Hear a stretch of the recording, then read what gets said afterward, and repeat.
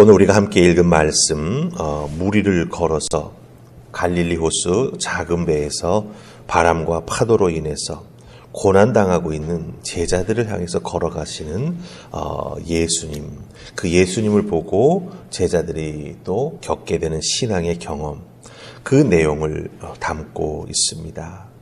사실 예수님의 12명의 제자들, 예수님과 함께 제자로 불림을 받고 사람 낚는 어부가 된 다음부터 사실 이렇게 제자들이 혼자 똑 떨어져 가지고 예수님 없이 큰 일을 당했던 경험이 거의 없습니다. 예수님과 늘 함께 다니면서 경험했고 보고 배워왔었죠. 그런데 오늘 말씀 속에서 보면 이상하게 예수님과 제자들 사이가 이렇게 떨어집니다. 특별히 예수님이 재촉해서 예수님 앞에 모여있던 그 오병이어의 기적을 경험했던 사람들을 다 보내는 동안 너희들은 이 갈릴리 호수 건너편으로 배를 타고 빨리 가라 하면서 재촉해서 보내셨다. 이렇게 기록된 것을 보게 됩니다.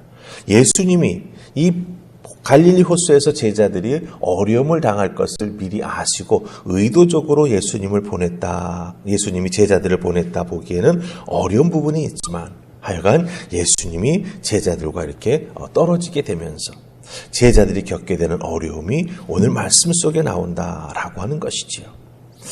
이런 제자들의 모습을 가만히 보면서 우리들의 신앙생활 한번 생각해 보시기 바랍니다. 우리들도 예수님을 믿고 난 다음에 신앙생활 열심히 하려고 우리 노력 많이 하지 않습니까? 하지만 예수님 믿고 신앙생활 열심히 하려고 애쓰는 그 과정 중에 우리도 어려움을 경험하게 됩니다. 때로는 정말 한숨이나 눈물밖에 나지 아니하는, 예수님 잘 믿으려고 노력하는데 왜 자꾸 이렇게 일이 꼬이고 어려움이 찾아올까? 때로는 어떻게 하면 좋을지 정확한 판단이 서지 않아가지고 자꾸 마음속에 번민이 생기고 갈등이 생기는 일에 놓이게 되는 경우가 있다라고 하는 것이죠. 예수님의 제자들도 예수님 따라다녔지만 어려움을 겪고 있습니다.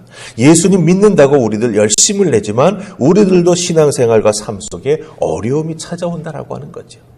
그럼 우리가 이것을 어떻게 이겨나가야 하고 오히려 더욱더 주님과 동행하는 은혜의 기회로 삼을 수 있을까? 그 어려움을 믿음으로 해결해 나아가는 그 모습을 오늘 말씀 속에서 우리가 함께 상고하고 살펴보십시다. 자, 우리 처음 살필 말씀은 24절 말씀입니다. 24절 다 찾으셨습니까? 우리 같이 읽습니다. 자, 시작. 배가 이미 육지에서 술이나 떠나서 바람이 거스름으로 물결로 말미암아 고난을 당하더라. 아멘. 자, 이 24절에서 우리가 깊이 생각해 볼 표현이 두 가지가 있어요. 이제 당연히 배를 탔으니 배는 갈릴리 호수를 지나가서 목적지에 가기 위해서 바람을 받아가지고 쭉 나아가는데 얼마 떠나지 않았을 때 바람이 거슬렀다 이렇게 되어 있습니다. 즉 역풍을 만난 거죠. 배가 앞으로 나아가는데 도움을 주는 바람이 부는 게 아니라 오히려 배가 앞으로 나아가는 것을 막는 큰 바람이 불었다라고 하는 거예요. 자, 거스르다라고 하는 것. 우리들도 신앙생활 잘 하기 위해 뭔가 마음에 작정하고 목표를 세우고 하나님 앞에 매달리며 기도하는데 이 거스르는 물결 바람이 우리를 찾아온다라고 하는 겁니다. 오히려 이것은 당연히 신앙생활 열심히 하려고 하는 우리들에게 찾아오는 세상의 도전이라고 하는 것을 우리가 염두에 두어야 합니다. 그래야 이런 거스르는 역풍을 만날 때 당황하지 않습니다.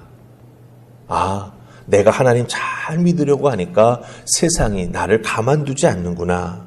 이렇게 우리 인생에 고난이 닥칠 때 그것을 탁 캐치하고 그것이 가지고 있는 믿음의 의미를 해석해낼 수 있는 우리가 되어야 한다라고 하는 것입니다. 자, 그 다음에 또 하나 24절에서 우리가 살펴보아야 될 표현은 고난을 당한다라고 하는 거예요. 어려움을 당한다라고 하는 말도 하지 않고 고난을 당한다라고 말을 하고 있습니다. 이 고난을 당한다, 예수님의 제자들이 무엇을 의미하겠습니까? 바로 믿는 자들이 겪는 고난과 어려움은 목적이 있다라고 하는 거예요. 목적. 지금 예수님이 겪으셨던 십자가의 고난도 분명한 목적이 있습니다. 우리를 구원하시기 위한 하나님의 구원의 거룩한 경륜을 이루어 나아가시는 목적이 있는 거죠. 예수님을 믿는 그리스도인으로서 인생의 고난을 당한다라고 하는 것은 그냥 단지 어려움과 아픔만을 겪는 게 아닙니다. 그것을 통해서 하나님께서 우리에게 이루려고 하시는, 주님께서 목자가 되셔서 우리로 하여금 푸른 초장 맑은 물가로 온전히 우리를 이끌어 주시기 위한 분명한 목적이요, 또한 그것이 과정이 된다라고 하는 것을 우리가 놓쳐서는 안 된다라고 하는 것입니다. 그냥 겪는 아픔이나 어려움은 없습니다. 인생의 위기 상황에서 예수님의 제자들도 또 예수님을 믿는 우리들도 주님의 목자 되심을 더욱더 깊이 경험하게 된다는 것을 놓쳐서는 안 됩니다. 거스르는 것이 내게 찾아오는구나. 내가 그걸 통해서 고난을 당하는구나. 그때 딱 믿음으로 붙잡고 준비해야 합니다. 이 과정을 내가 겪어 나아간다면 더욱더 주님께서 목표하고 계신 것이 무엇인가 내가 분명하게 보고 깨달아 알 수 있고 그것을 붙잡고 나아가는 믿음의 사람이 될 수 있겠구나 라고 하는 걸 깨닫게 된다면 어떻습니까? 거스르는 것 힘들지만 그러나 낭망하지는 않는다라고 하는 것이죠. 오히려 감당해야겠다. 내가 이겨나가야겠다. 고난을 믿음으로 뚫고 나아가겠다라고 하는 담대한 마음이 우리에게 생긴다라고 하는 것입니다. 그런데 이렇게 이 제자들이 바람에 거슬리고 물결로 말미암아 고난을 당하게 될 때 많이 힘들었던 것 같습니다. 예수님도 함께 계시지 않고 상황이 상황이니만큼 두려웠던 것 같아요. 그래서 예수님께서 그 모습 보시고 찾아가십니다. 그래서 27절에 보면은 그 예수님을 향해서 가까이 나아가시면서 뭐라고 말씀하십니까? 예수님께서 제자들에게 가까이 나아가시면서 뭐라고 말씀하십니까? 안심하라, 나니 두려워하지 말라, 이렇게 말씀합니다. 물결이 거스르고 파도로 인해서 고난을 당할 때 그 제자들이 많이 흔들렸던 것 같아요. 예수님 자기들을 향해서 물 위로 걸어오시는 모습을 보고 예수님이라고 생각하지 못했습니다. 오히려 유령이라고 생각하면서 더욱더 무서워했죠. 예수님이 원하셨던 그 고난이나 거스름을 이겨내는 모습이 제자들에게서는 많이 부족했습니다. 그럼에도 불구하고 예수님께서는 그 상황을 해결해 주시기 위해서 제자들에게 손 내밀어 주시죠. 어떻게? 안심하라, 나니 두려워 말라 말씀해 주십니다. 우리의 어렵고 힘든 상황, 주님은 어떤 모습으로 우리를 찾아와서 도와주실지 우리 마음대로 우리 좋은 대로 예측할 수 없습니다. 예수님이 제자들에게 찾아가실 때에는 제자들은 유령이라고 보았습니다. 그만큼 사람이면 자기들을 도와주기 위해 찾아올 수 없는 극한 상황이라고 하는 것을 제자들은 알고 있었던 것이죠. 그런데 물 위로 걸어오시는 예수님을 보니 예수님이라고 생각하지 못하고 유령이라고 느꼈던 것입니다. 나름대로 고난을 당하면서 예수님이 이런 모습으로 이런 방식으로 나를 도와주실 거야 라고 우리들은 생각하게 됩니다. 그런데 예수님은 그런 생각이나 예측을 넘어서셔서 우리에게 찾아오신다라고 하는 거죠. 중요한 것은 무엇입니까? 도우시는 주님, 인도하시는 주님, 절대로 우리를 그 어려운 상황 속에 홀로 두지 아니하시는 주님, 그 주님이 꼭 나를 찾아오신다라고 하는 믿음과 그 주님을 의지하는 마음으로 나아가는 우리가 되어야 한다라고 하는 것입니다. 그래서 우리들이 힘든 신앙생활 때로는 지치게 되기도 하지만 그 지침을 이겨나아갈 수 있도록 그래, 주님 분명히 나를 찾아오실 거야. 내가 기대하고 내가 어떤 예측할 수 있는 모습은 아닐지 모르지만 주님 나를 홀로 두지 아니하실 거야. 이런 분명한 믿음 가지고 우리가 한 걸음 한 걸음 그 어렵고 힘든 상황을 견디어 나아갈 때 우리 주님께서 꼭 찾아와 구원의 은혜 또 문제를 해결해 주시는 은총을 베풀어 주실 줄 믿습니다. 자, 그럼 이 상황을 예수님 어떻게 해결해 주실까? 우리 31절 보십시다. 31절입니다. 같이 읽습니다. 시작. 예수께서 즉시 손을 내밀어 그를 붙잡으심에 이르시되 믿음이 작은 자여 왜 의심하느냐 하시고 아멘. 자, 31절에서 베드로에게 예수님이 왜 믿음이 적냐 의심하냐 이렇게 말씀하십니다. 베드로가 무리를 걸어서 오시는 예수님의 모습이 유령이 아닌 것을 확인하고 나서 그 다음에 바람이 불고 파도가 치는 이 상황에서 무리를 걸어서 예수님께 더 가까이 나아가기를 원했습니다. 그래서 나 예수님께 가까이 가고 싶은데 이 물이 막 파도치고 그래서 무섭고 두렵고 힘들지만 내가 그 무리를 걸어서 예수님께 갈 수 있도록 도와주십시오. 허락해 주십시오라고 이렇게 예수님께 간구했습니다. 자, 그럼 여기서 이걸 상황을 잘 보십시다. 바람이 거스르고 파도가 높이 쳐서 고난당하고 있습니다.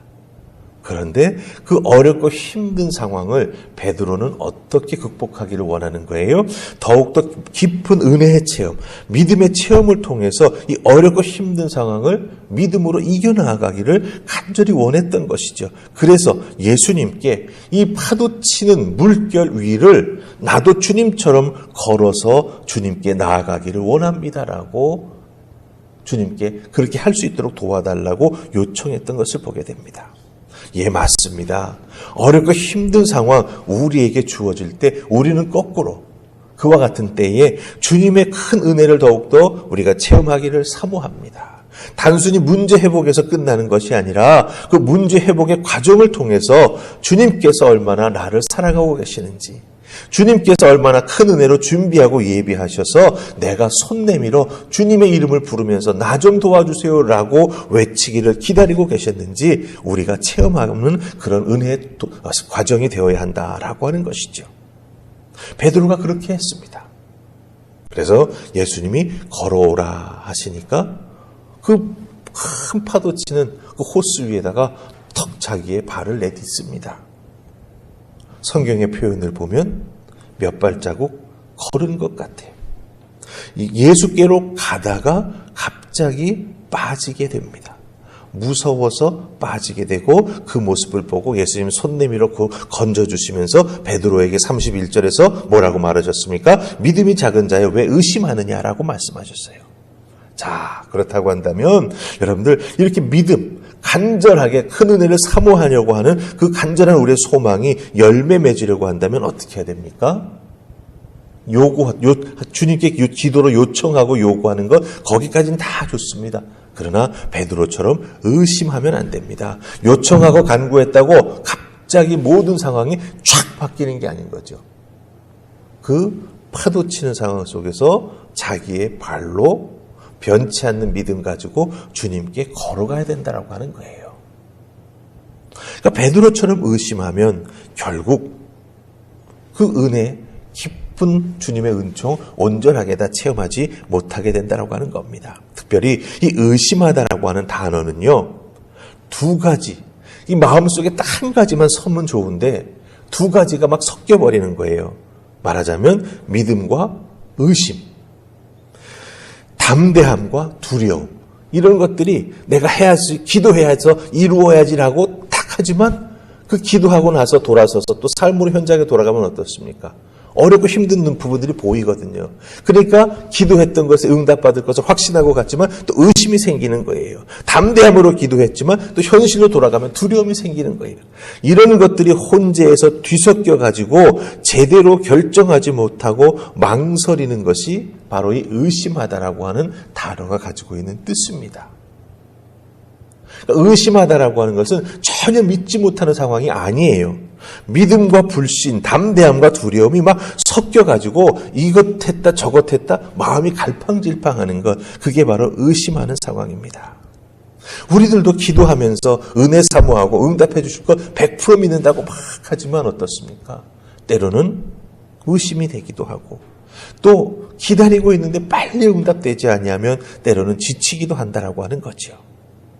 그런 상황에 빠지게 된다면 더 큰 은혜, 더 큰 주님의 사랑하심을 우리가 온전히 체험하지 못하게 된다라고 하는 것입니다.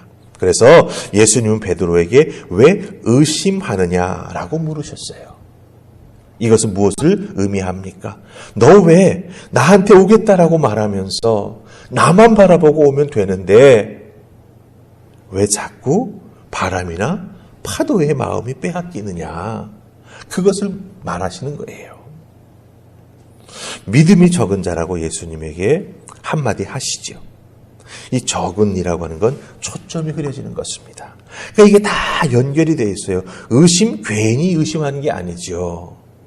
바로 믿음이 적어져서, 즉 예수님만 바라보아야 되는데 초점이 문제로 옮겨져 가버리니까 그만 내딛던 그 믿음의 귀한 발걸음, 체험하며 우리 주님의 큰 은혜를 덧입기를 소망했던 그 영적인 도전이 무너져버리고 말았다라고 하는 것입니다. 그런 의미에서 여러분들 기도하시면서 또 여러분의 문제가 하나하나 해결되기를 간절히 원하는 그런 귀한 마음으로, 그리고 그런 과정을 통해서 주님의 은혜를 깊이 체험하기를 소망하는 우리들의 간절한 믿음의 모습들이 끝까지 가야지 귀하게 되지 않습니까? 그렇다면 어떻게 해야 되겠습니까? 초점이 흐려져서는 안 됩니다. 응답받을 때까지 우리들의 삶의 현실은 이 믿음과 때로는 의심, 확신과 불신, 이런 것들이 막 섞이게 됩니다. 그 혼자하는 상황 속에서 절대로 우리 예수님을 바라보는 믿음의 눈을 다른 데로 돌리면 안 됩니다. 초점이 흐려져서는 안 됩니다. 꼭 주님만 바라보고 흔들리지 않고 끝까지 기도를 경주해 나아가면 이루어지게 된다라고 하는 것 여러분들 기억하시고, 늘 구하고 찾고 두드리는 이 기도의 과정, 때로는 지루하고 힘들지요. 하지만 이겨나가는 여러분이 될 때 마침내 주님 옆에 우뚝 서게 된다라고 하는 것 꼭 기억하시고 기도에 힘쓰는 여러분들 되시기를 주님의 이름으로 축복합니다. 아멘. 우리 기도하십시다. 좋으신 하나님 은혜 감사합니다. 오늘 이 새벽 베드로의 모습을 통해서 기도하는 우리들의 모습을 발견합니다. 기도하고 간구할 때 응답해 주실 것을 믿고 마음을 단단히 먹고 우리들의 삶의 자리로 가지만, 삶의 자리에 어렵고 힘든 모습 바라보게 되면 때로는 그렇게 기도하면서 믿는다고 외쳤던 우리들의 마음속에 의심이 들기도 하고 두려움이 생기기도 합니다. 하나님, 이겨나가게 하시고 절대로 주님 바라보는 우리들의 믿음의 눈에 초점이 흐려지지 않도록 도와주시옵소서.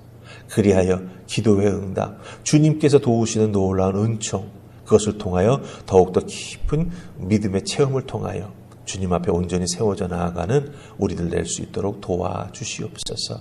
이 새벽 주님의 손 내밀어 우리를 붙잡아 일으켜 세워주실 줄 믿사옵고 예수님 이름으로 기도하옵나이다. 아멘.